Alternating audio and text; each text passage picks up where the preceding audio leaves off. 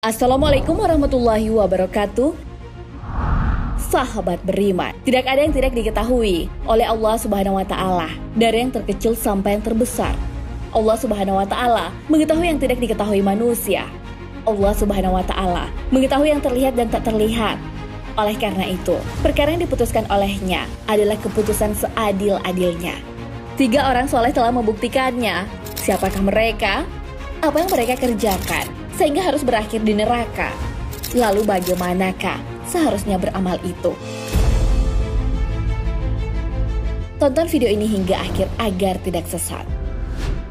Siapakah 3 orang yang diceritakan dalam hadis Nabi Shallallahu Alaihi Wasallam? Orang-orang yang beramal belum pasti masuk surga dan belum tentu bebas dari neraka. 3 orang yang terlihat soleh membuktikannya. Hal ini sesuai hadis Rasulullah Shallallahu Alaihi Wasallam yang diceritakan Abu Hurairah. Hadis ini diriwayatkan oleh Imam Muslim, An-Nasa'i, Imam Ahmad, dan Baihaqi. Kisah yang sama tapi dalam teks yang berbeda. Juga diriwayatkan oleh Imam At-Tirmizi, Ibnu Hibban, dan Al-Hakim. Kisah ini pun diceritakan Abu Hurairah kepada sahabat-sahabat yang lain. Abu Hurairah tengah dikerumuni banyak orang di Madinah. Beliau diminta memberitahu orang-orang mengenai sebuah hadis dari Rasulullah Shallallahu Alaihi Wasallam.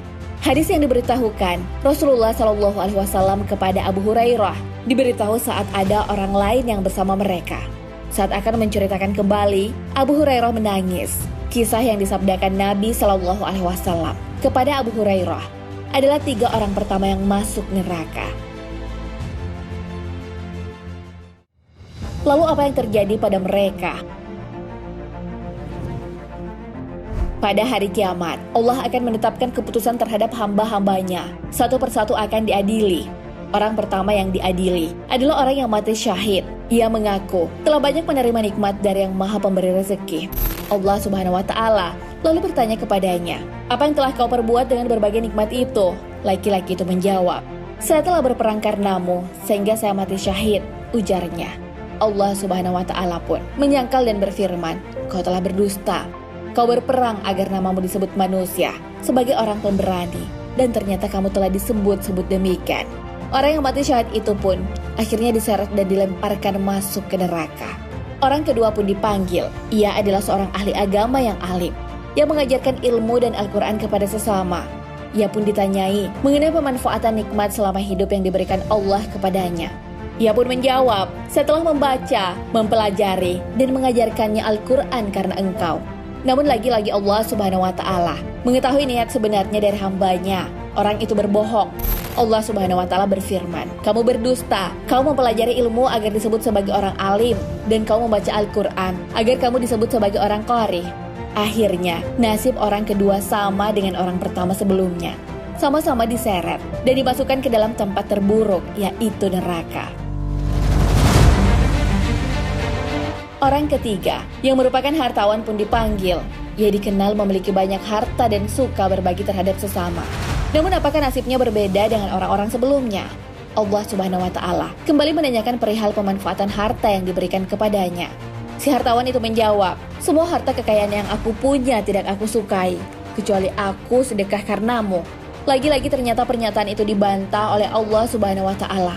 "Kamu berdusta, kamu melakukan itu agar orang-orang menyebutmu orang dermawan dan murah hati." Ia pun bernasib sama dengan 2 orang sebelumnya, diseret malaikat ke dalam neraka.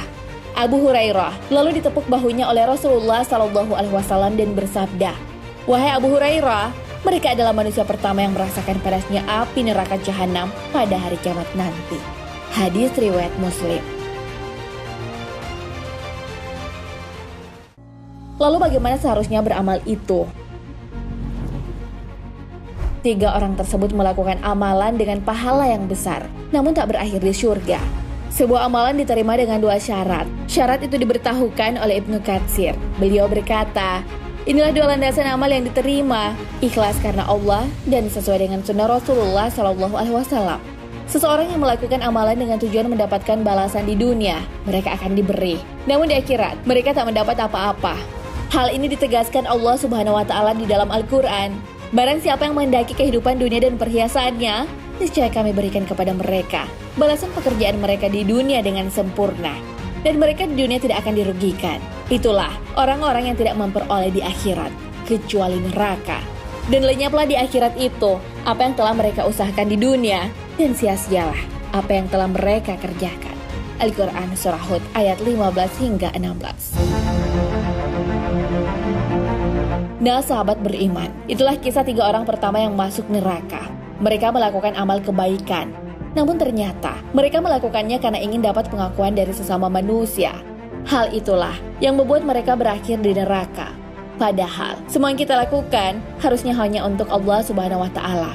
Hal ini sesuai firman-Nya, katakanlah, sesungguhnya sembahyangku, ibadahku, hidupku, dan matiku hanya untuk Allah Tuhan semesta alam. Al-Quran Surah An-An'am ayat 162.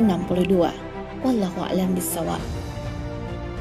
Sahabat beriman, jangan lupa berbagi informasi dengan share video ini, karena sebaik-baik manusia ada yang paling bermanfaat bagi manusia. Wassalamualaikum warahmatullahi wabarakatuh.